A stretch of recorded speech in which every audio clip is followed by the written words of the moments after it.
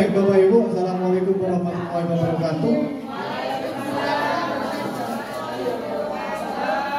Izin meminta waktu panjenengan semua 30 menit ke depan untuk mendiseminasikan tugas aksi nyata Bapak Ibu. Diseminasi budaya positif CGP Angkatan 10 ini yang sudah saya buat di kantor Bapak Ibu. Berikutnya Ibu Lupa mengingat visi dari sekolah kita yaitu menjadi sekolah kebanggaan masyarakat untuk dalam mencetak peserta didik yang bertakwa, berakhlak mulia gitu ya, kemudian berbudaya dan berkarya Bapak Ibu.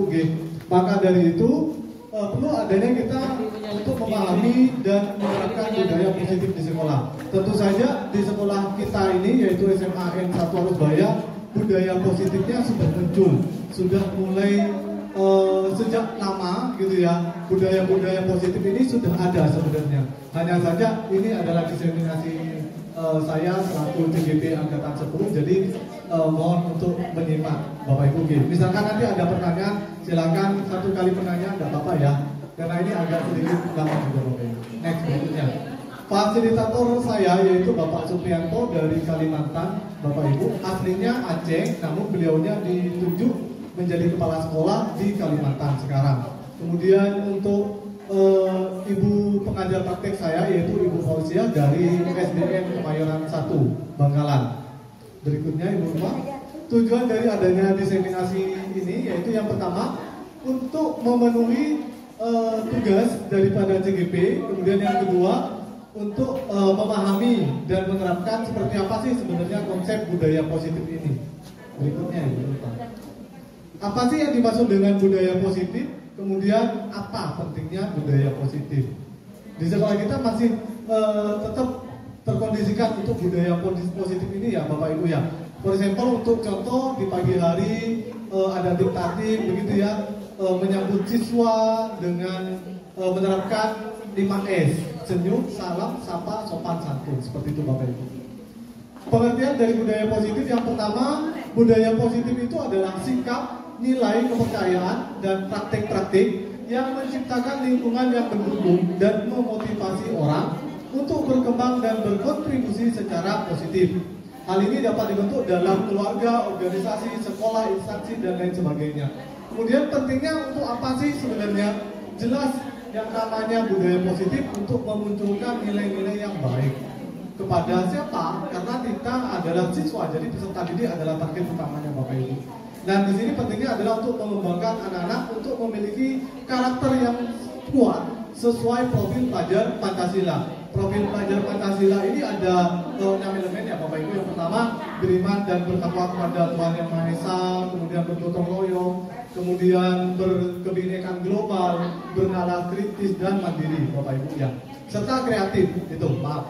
Berikutnya Ibu Ukul. Nah, konsep inti dari adanya budaya positif yang pertama adalah disiplin positif, kemudian yang kedua nilai kebajikan, kemudian yang ketiga adalah hukuman, kemudian konsekuensi dan restitusi. Nanti akan dijelaskan sedikit tentang hukuman, konsekuensi dan restitusi. Mungkin awal ini kita belum mengenal begitu ya Bapak Ibu. Saya pun juga baru mengenal ini restitusi ini apa seperti itu ya. Kemudian berikutnya Bapak Ibu, maksud dari disiplin positif ini adalah salah satu cara penerapan disiplin untuk menumbuhkan kesadaran peserta didik tanpa imbalan atau penghargaan dalam melakukan hal-hal baik yang ada di sekolah. Nilai-nilai kebajikan merupakan nilai yang disepakati bersama terlepas dari suku adat, istiadat, norma agama dan lain sebagainya Bapak Ibu ya. Kemudian contoh kebajikan yang ada di sekitar kita, yang pertama berkaitan dengan profil pelajar Pancasila yang tadi sudah saya jelaskan Bapak Ibu. Kemudian adanya Ibu Primary Years Program. Dari Ibu Primary Years adalah ada toleransi, rasa hormat, integritas kita, kemudian mandiri, menghargai, antusias dan lain sebagainya. Kemudian yang terakhir ini yang memang memang sedang digalak-galakan yaitu life skill-nya peserta didik Bapak Ibu. Ya, jadi siswa ini kita perlu adanya soft skill, hard skill dan life skill. Di mana Life skill ini berkaitan dengan keterampilan hidup, mulai dari dipercaya orang, kemudian menjadi pendengar yang baik atau open minded seperti yang Pak Dika sampaikan kemarin-kemarin gitu ya. Berikutnya,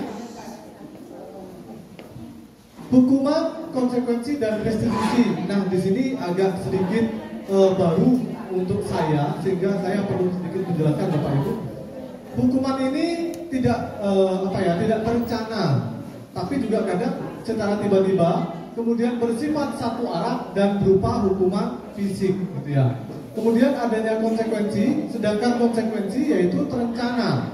Jadi ada rencana Bapak Ibu ya. Kemudian sesuai kesepakatan bersama antara peserta didik dan guru. Piye caranya nanti akan dijelaskan Bapak Ibu. Kemudian yang terakhir adalah restitusi. Restitusi ini adalah nilai yang paling baik menurut saya, karena di restitusi siswa akan diingatkan kembali terhadap keyakinan kelas, kemudian diingatkan kembali kepada budaya-budaya positif yang ada di sekolah kita. Begitu Bapak Ibu. Contoh studi kasus. Nah, kita coba analisis bersama Bapak Ibu. Ada studi kasus yang pertama, peserta didik datang terlambat ke sekolah, kemudian ada guru piket langsung menghukum dengan menyuruhnya push up. Nah, ini apakah termasuk hukuman atau konsekuensi Bapak Ibu? Hukuman. Oke, Bapak Ibu pintar sekali kalau di guru SMA 1 Arabaya itu memang pintar-pintar. Kita kasih aplaus dulu dong Bapak Ibu. Ya, semangat ya. Oke ya. Nah, berikutnya yang kedua adalah ibu guru meminta murid yang tidak mengerjakan PR untuk menyanyikan lagu nasional di depan kelas. Menurut Bapak Ibu ini adalah hukuman atau konsekuensi? Konsekuensi atau hukuman? Konsekuensi. Konsekuensi. Kenapa kok bisa konsekuensi ya Bapak Ibu? Oh, hukuman. Oh, ini mungkin kenapa? Alasannya? Karena tidak mengerjakan tugas, jadi dihukum gitu. Oh, tidak terencana. Oh iya, oke, baik. Kalau untuk yang kasus nomor 2, sebenarnya ini masuk di konsekuensi Bapak Ibu, di mana di awal pembelajaran guru dan peserta didik sudah membuat kesepakatan kelas. Apabila tidak mengerjakan PR, gitu ya, itu ditulis nanti. Ya, maka konsekuensinya yaitu menyanyikan lagu nasional. Tidak berupa fisik, tapi lebih kepada meningkatkan kebiasaan atau budaya positif tadi itu. Ya, dengan menyanyikan lagu nasional, siswa bisa lebih mengingat kembali, oh ini loh lagu-lagu nasional yang saya lupa, begitu. Gitu ya Bapak Ibu. Yang terakhir, pada saat pelajaran olahraga, 3 peserta didik datang terlambat, yaitu Tono, Budi, dan Rosi. Kemudian mereka disuruh lari keliling di lapangan oleh Pak Andika yang selaku guru olahraganya. Sama tuh saya Pak. Hukuman atau konsekuensi Bapak Ibu? Hukuman atau konsekuensi? Iya, benar. Ini namanya adalah konsekuensi. Kenapa loh? Nah, ini kita belajar bareng ya Bapak Ibu. Saya pun masih belajar ya. Nah, kenapa kok konsekuensi? Karena bentuk olahraga memang olah tubuh, olah fisik. Jadi misalkan terlambat, kemudian diminta untuk lari keliling lapangan 1 kali itu masih dalam bentuk konsekuensi. Nah, seperti itu. Karena selaras. Olahraga itu olah tubuh, olahraga. Jadi ketika berkaitan dengan tubuh, ya, yang penting tidak membuat siswa memar atau apapun itu masih bisa dikatakan konsekuensi. Berikutnya, lupa. Ya, terima kasih. Keyakinan kelas. Nah, di sini Bapak Ibu, setiap awal pembelajaran, monggo guru mapel semuanya bisa membuat keyakinan kelas. Karena setiap guru mapel beda-beda keyakinan kelasnya, atau bisa dikatakan kesepakatan kelas. Gitu Bapak Ibu. Keyakinan seseorang akan lebih termotivasi dari dalam diri, sehingga nantinya ketika siswa kita tidak mengerjakan PR, telat masuk ke kelas, itu nanti akan diingatkan kembali oleh kita seperti apa keyakinan kelas yang sudah disepakati. Seperti itu Bapak Ibu. Berikutnya, yang berikutnya yaitu pembentukan keyakinan kelas berupa pernyataan universal dibuat dalam pernyataan positif sedikit saja asal mudah diingat. Berikutnya kita coba Bapak Ibu. Nah, yang pertama misalkan, mari mencoba untuk membuat keyakinan kesepakatan kelas. Belum berubah. Ya, yang pertama mungkin yang bisa dimasukkan yaitu saling menghargai dan menghormati. Yang kedua, apabila ada yang membuang sampah di kelas harus menyapu atau membersihkannya, ya kan? Kemudian yang ketiga, apabila tidak mengerjakan PR, maka konsekuensinya seperti apa? Semuanya nanti ditulis sedemikian rupa. Ya, mendengarkan salah satu yang lain ya Bapak Ibu ya. Mendengarkan guru saat menjelaskan materi itu bisa saja dibuat konsekuensinya Bapak Ibu. Itu ya. Bertanya dengan cara angkat tangan. Supaya apa? Membuat budaya positif peserta didik itu selalu sopan santun dan beretika. Di sini sudah menerapkan budaya positif seperti itu Bapak Ibu. Ini di sekolah lain, gitu ya. Berikutnya Ibu.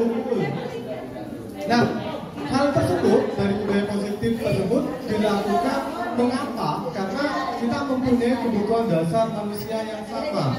Siswa juga butuh, guru juga butuh, yaitu saling menghormati, saling menghargai dan lain sebagainya. Di sini ada kebutuhan dasar manusia. Yang pertama bertahan hidup, kemudian kasih sayang dan rasa diterima, kemudian ada penguasaan atau harga diri, kemudian ada kebebasan dan kesenangan. Hanya saja untuk yang nomor 4 dan 5, kebebasan dan kesenangan ini nanti akan ada waktunya sendiri Bapak Ibu.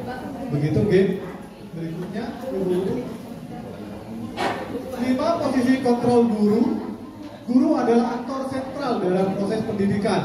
Guru menjadi sosok yang harus bisa digugu dan ditiru. Nah, di sini Bapak Ibu ya, yang mampu menyampaikan nilai-nilai atau keyakinan positif, membersihkan nilai-nilai negatif, serta menanamkan dan menumbuhkan nilai-nilai dan keyakinan positif.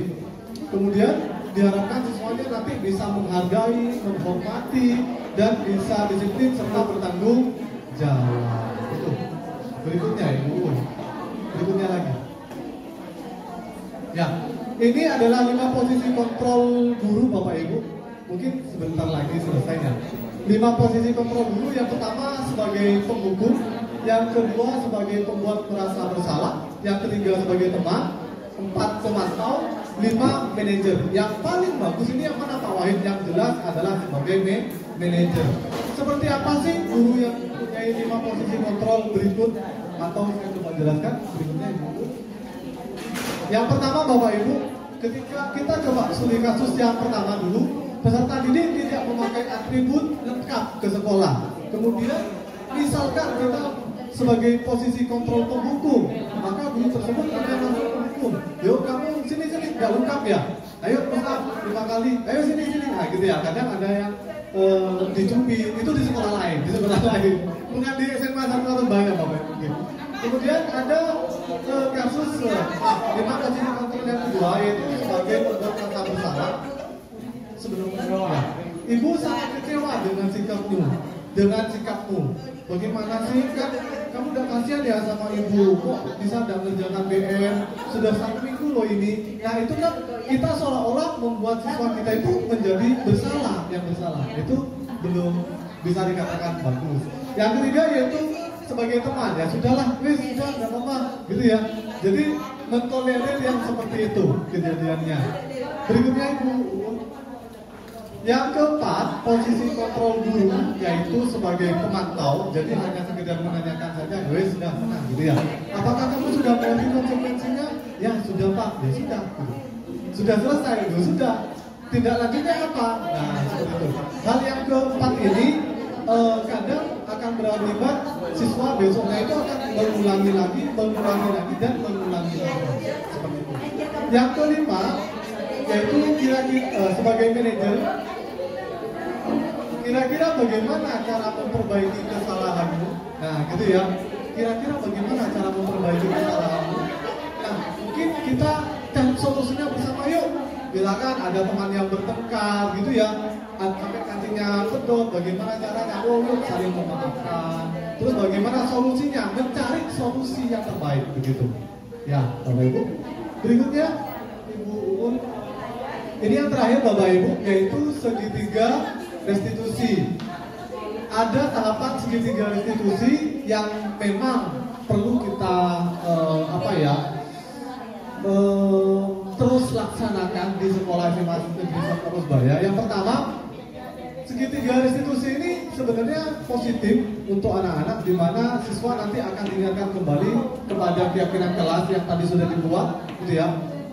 Dan yang pertama yaitu menstabilkan identitas.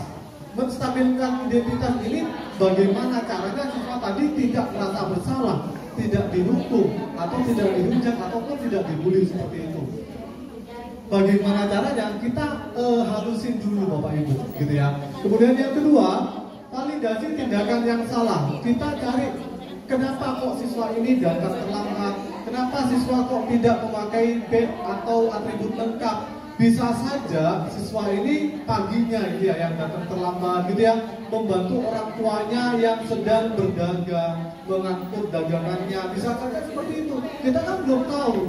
Jadi jangan langsung menjudge atau membunuh. Itu di sekolah lain.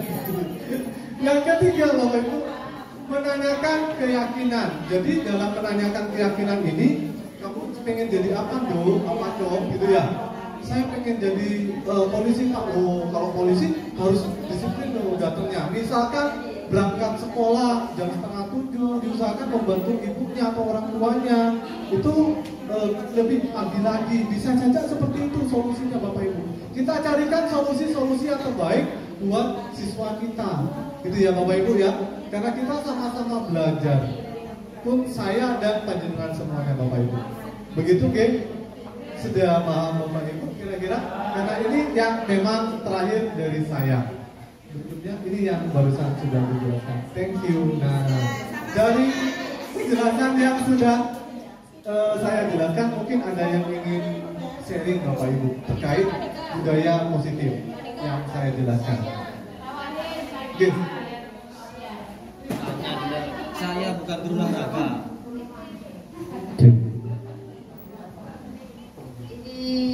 Masih bingung antara hukuman dan konsekuensi. Karena kalau saya kan sejarah, kalau saya bikin kontrak dengan anak-anak ketika tidak mengerjakan tugas, maka harus pertama diselesaikan, tidak ada hukuman secara fisik. Nah itu apakah masuk konsekuensi, apakah hukuman? Terus guru mana tadi juga bertanya, kalau saya PAI, kemudian saya anak-anak suruh push up, apakah itu masuk hukuman atau konsekuensi? Nah, begitu.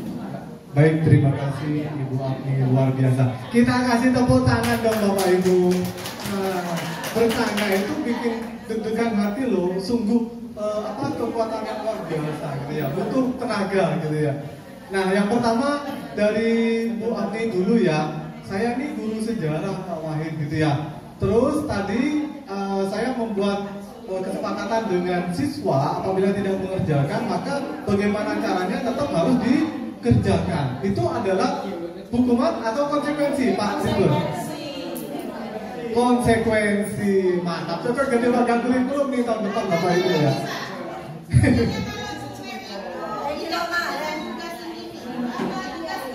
Yang mana Ibu? Kurikulum Merdeka. Kalau untuk kurikulum Merdeka ini sebenarnya bukan tentang identik kepada tugas individu atau tugas kelompok. Hanya saja ketika kita melakukan pembelajaran berdiferensiasi sesuai dengan pedoman kurikulum Merdeka, gitu nih Bapak Ibu. Pembelajaran berdiferensiasi ini kan ada 3, gitu ya. Diferensiasi konten, gitu ya. Kemudian hasil, kemudian produk, kan seperti itu. Monggo panjenengan atur sendiri, misalkan ada tugas kepada siswa gitu ya, dibuat per individu tidak masalah, hanya saja dari 3 poin ini yang mana panjenengan mau terapkan, berdiferensiasi produknya atau kontennya atau hasilnya gitu Bapak Ibu. Ditunggu. Jadi apakah bisa secara individu? Bisa. Apakah bisa secara kelompok, dibuat kelompok? Bisa. Monggo, silakan. Gitu ya. Ini menjawab pertanyaan tadi dari Ibu Rumana. Ketika Ibu Rumana meminta siswanya yang push up, begitu nggih. Apapun itu alasannya, push up itu adalah hukuman fisik, melibatkan fisik. Sehingga kalau bisa dihilangkan konsekuensi dalam bentuk push up ini.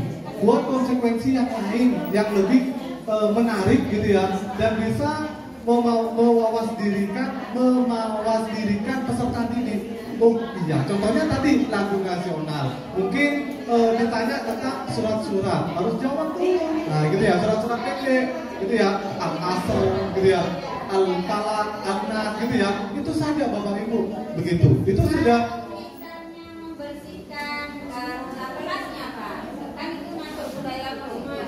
Kadang-kadang anak-anak sampahnya masih di depan. Saya kalau ngajar, kalau sampah masih ada di depan, maka bersihkan dulu baru saya akan mengajar. Nah itu bukan masuk budaya Konsekuensi, bukan hukuman, itu masih konsekuensi bersama. Jadi ketika ibu mau ngajar di awal gitu ya, selain kita mengambil penilaian diagnostik ya di siswa ya, kita juga bisa membuat keyakinan kelas bersama. Seperti tadi disampaikan oleh Bu Afni yang sangat luar biasa gitu ya. Sebelum ibu masuk, harap kelas dalam kondisi bersih. Jadi ketika ibu menerapkan hal tersebut, itu sudah masuk budaya positif dan sangat luar biasa, baik sekali. Gitu ya, itu masuk konsekuensi, jelas konsekuensinya, bukan hukuman.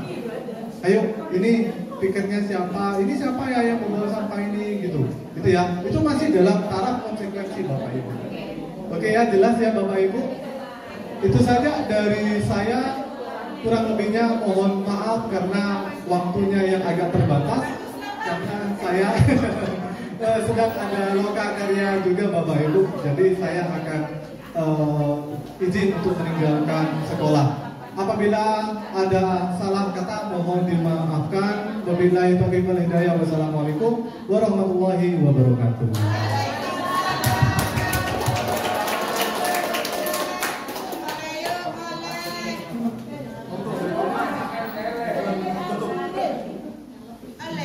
Tinggal penutupan.